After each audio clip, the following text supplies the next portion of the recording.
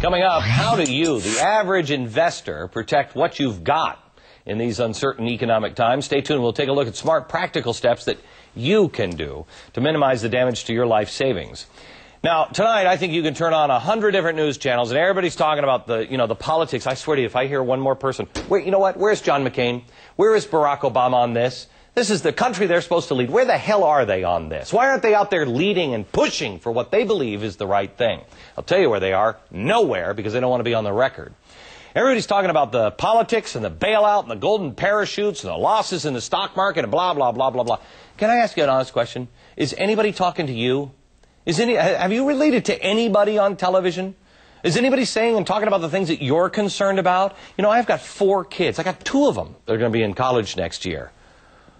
Are you going to be able to get a loan for your kids to go to college? I mean, how about, are you going to even be able to afford the stupid books that they're charging $7,000 for? How safe is your job? How about the ability to pay for your family to be able to support them? You know, we've all seen pictures of the Great Depression, you know, in the books. They're in the, oh, look, there's the guys in the bread line. We saw that in school. But what we're staring down at now is real life. They say a depression could come. Great. What does that mean? I mean, because it's not a textbook. This is actually happening. So don't talk to me about a price of a barrel of oil. Talk to me about the price of a gallon of gasoline. Don't talk to me about wheat futures. Talk to me about what a price for a loaf of bread is going to be next year. Forget about the housing market. Am I going to be able to keep a roof over my family's head? If I lose my job, am I going to even be able to sell my house? What will America look like in the next 12 to 24 months? I think that's what America wants to know. Peter Schiff is the president of Europac and author of Crash Proof, How to Profit from the Coming Economic Collapse. And Bob O'Brien is the stocks editor for Barron's Online. Bob, let me start with you. 1929 depression. I know, again, what it looks like in the textbooks. If that would happen, what does that mean? Well, you know, Glenn, contrary to any popular belief out there, I didn't personally experience the 1929 Depression, so right. I'm doing this from the textbooks as well as you are. You know, the one thing that strikes me is, honestly, we're so far away from those 1929 levels right now that the comparisons with the Depression really perhaps overstated. However, we're clearly on some kind of a slippery slope here where the credit markets have completely tightened up. You're not able to refinance your home. It's going to become increasingly difficult to do things with credit card. It's going to become increasingly difficult to get those student loans you want to put your 2 kids through college next year, as well as things like an auto loan if you want to do. And this is a function of what Wall Street has done to get us into this disastrous condition. And what it means is that credit has completely dried up. There's simply no lending. Banks aren't lending to banks. Banks aren't lending to businesses. And banks aren't lending to you and me. Right. And credit is the lifeblood of this economy. All right, Peter, I have had a conversation with a guy who has spent time working on, you know, some of the deals that are going on to try to save some of these things. He's been in the room with Hank, as he calls him. He says in the next 12 to 15 months, he sees the GDP falling 10 to 15%. I asked a billionaire friend of mine this weekend. I was at a charity thing. I said, what does that mean? What does that even look like? He said, I don't even think that's ever happened before.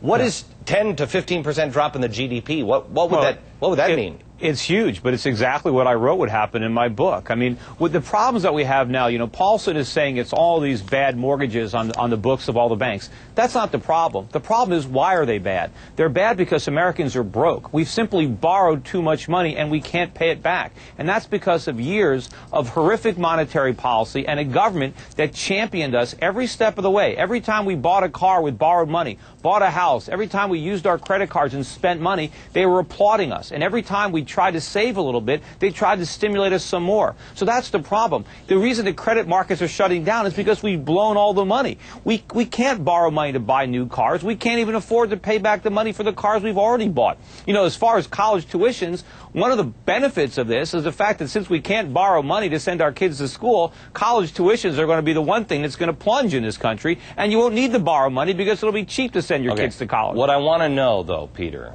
or Bob, I'd like to hear from both of you guys, work this out together here on the fly. What does it mean? If it was a 15% drop in, or let's say 10% drop in GDP, What is the unemployment rate like? What is GE or GM still in business? What does that mean? This is all going to mean a reduction in our standard of living. Remember, our phony GDP was made up of consumption. 72% of our GNP was Americans borrowing money from the Chinese and the Japanese and the Saudis and buying imported products that we can't afford. So all that's going to go away. And Americans are going to have to get used to a lower standard of living where we don't consume as much and we don't borrow as much. We work a lot harder and we save our money. The problem is the government is trying to interfere with this process. The government is trying to pretend that they can just print up some money and make these problems go away. They can't. They can certainly make them a lot worse, though. Bob, can you help me? What happens to the Defense Department? What happens to, it's one thing to say, oh, you're gonna have a drop in GDP. What happens to what we know? Well, basically, we become Japan in the 1980s, effectively an economy with 0% growth where you have to take interest rates down to 0%, and we still can't get a loan for anything. The big difference between, and that was a decade-long decline in their economy. It reduced the standard of living in Japan. It reduced the effectiveness of just about everything they were able to do as a global presence. The difference between Japan and them, which goes to one of the points that Peter's making, Japan and ourselves, which goes to one of the points Peter's making, is that Asians typically, and I'm trying not to, I'm not doing this as some sort of a racial stereotype. This is a fact on the books. The Asian societies have more of a tradition of saving, where they typically put 20 or 25% of their net worth in plain old vanilla bank accounts. We used to have that tradition ourselves, but that was screwed up by monetary policy, by Alan Greenspan, and by the government. But we're not going to be Japan. We're going to be Argentina. We're going to be Zimbabwe. We're not going to be as lucky as Japan. Let me say something. I'll make a racial stereotype. I don't think it has anything to do with their race. Asians also are kicking our ass. And you know why they're kicking our ass? Because they never play the victim card. They come, they work hard, they study hard, they do the right thing, they save their money, they take care of their family. That is a stereotype, you betcha. Has nothing to do with their race. It has something to do with their values. And that's what we've lost in this country. It has to do with government. We used to kick their asses when we had small government, sound money, and less intervention. The reason they're beating us is because we have more government than they do. We have a bigger obstacle to overcome. But we have a bigger government because we don't have values anymore. Our values are stuff.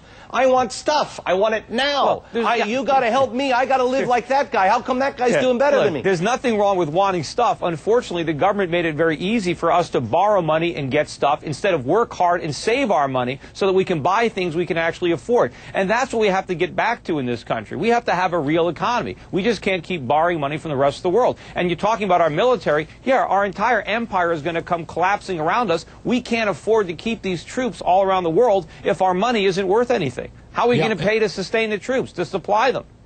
And even more pernicious, Glenn, what the government is doing with this initiative, with this bailout plan, which has apparently failed under its current form, but they're going to go back there and try again.